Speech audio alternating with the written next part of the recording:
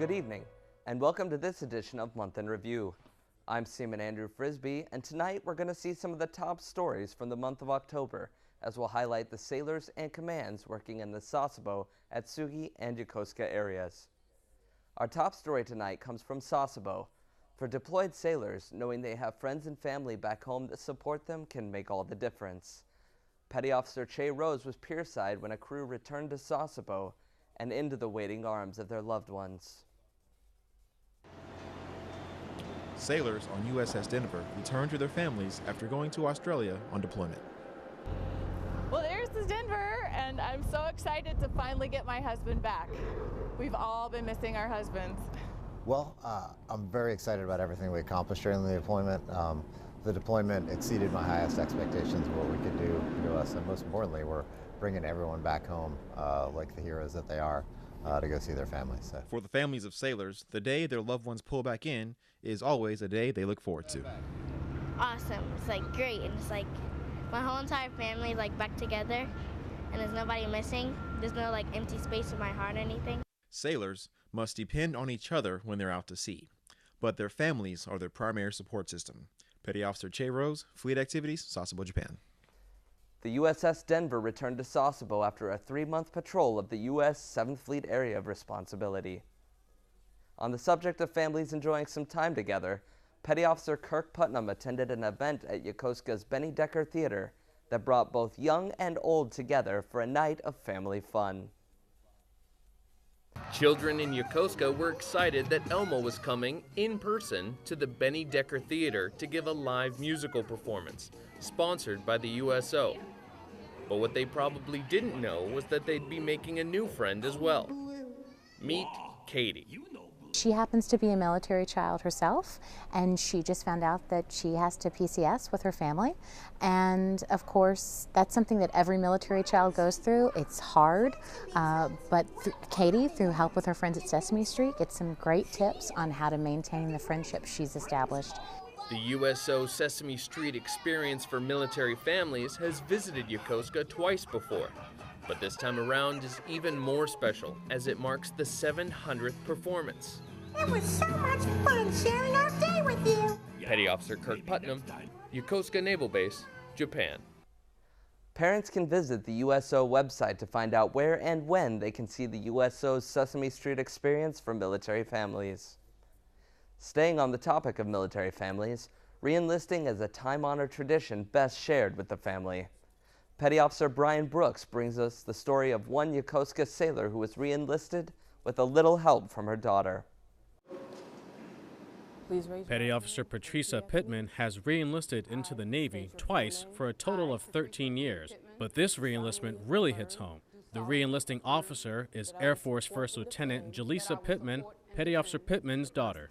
She's gone through so much to get the commissioning, and so I just thought it would be an exciting time to have her to re-enlist me since she's an officer in the military. Jaleesa, stationed out of Peterson Air Force Base in Colorado Springs, Colorado, remembers when she got the phone call from her mother. Well, it went, I'm re-enlisting, would you do it for me? And of course, it's a no-brainer for me. I'm like, yes, of course. I'm on my way to Japan. Congratulations. With 6 more years on Patricia's enlistment, she has set her goals high as she plans to join Jaleesa and make a run for the officers' side of the house. Petty Officer Brian M. Brooks, Naval Air Facility at Atsugi, Japan. When out on the road, it's important to pay attention to everything around you, and sometimes it helps to highlight the importance of safety. Petty Officer Andrew Dean went out with volunteers from CFAY to participate in a traffic safety campaign hosted by the local Japanese police.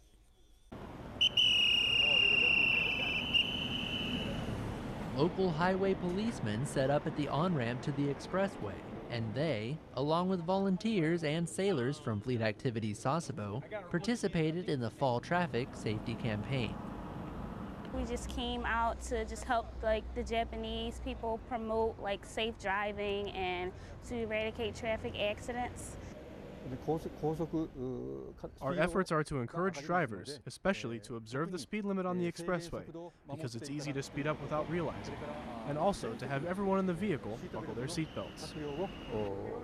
And after a short briefing to all the volunteers who gathered together, they set out to work to increase awareness on driving safely on the expressway.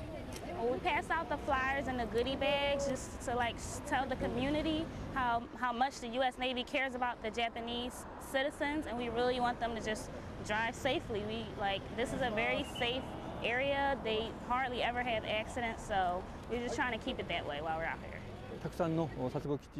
There are a lot of military members and their families who use the expressway alongside the local Japanese. I hope this campaign will lead to everyone driving more safely together. As normal traffic resumed, the volunteers spread their message to as many drivers as they could. Drive safely, folks. Petty Officer Andrew Dean, Fleet Activities, Sasebo, Japan. The traffic safety campaign ran from June to October.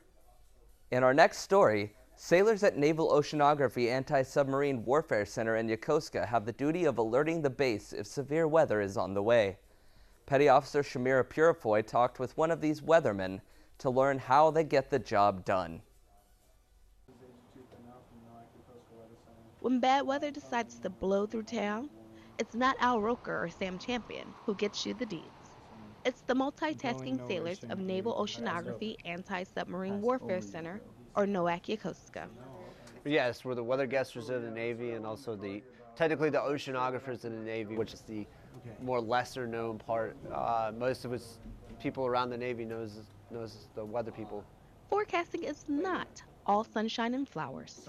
It's math, science, and it is not easy. You produce things based on an educated guess, but you use a lot of the science, your knowledge, your background, your experiences. Through the science and math, the storms and the rain, the oceanographers of NAOWC Yokosuka help you brace for the breeze.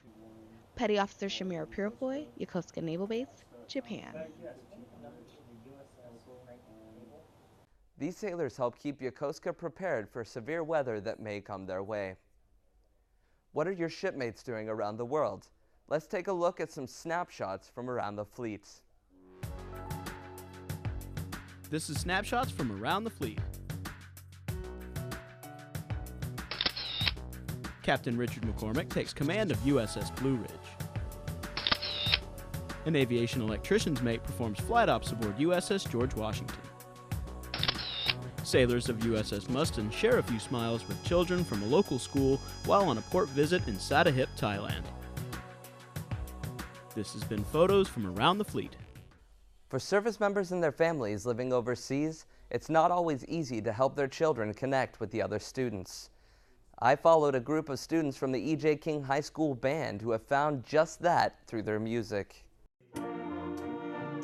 Band members from E.J. King High School practice their music for the upcoming first band concert of the year.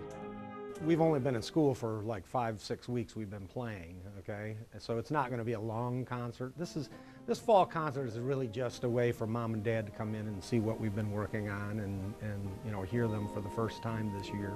After all the work the students put into their technique and skill, they performed in front of their family and friends. I think the concert went really well. The kids sounded really good for the first concert of the year, and I enjoyed the concert. By the end of the concert, the students showed that teamwork and dedication really do pay off. Seaman Andrew Frisbee, Fleet Activities, Sasebo, Japan. Students in the E.J. King Band have 4 concerts scheduled for this school year. Well, that does it for this edition of Month in Review. Make sure you tune in the same time next week for our travel program, Kyushu Explorer. From all of us here at AFN, thanks for watching and have a happy Halloween.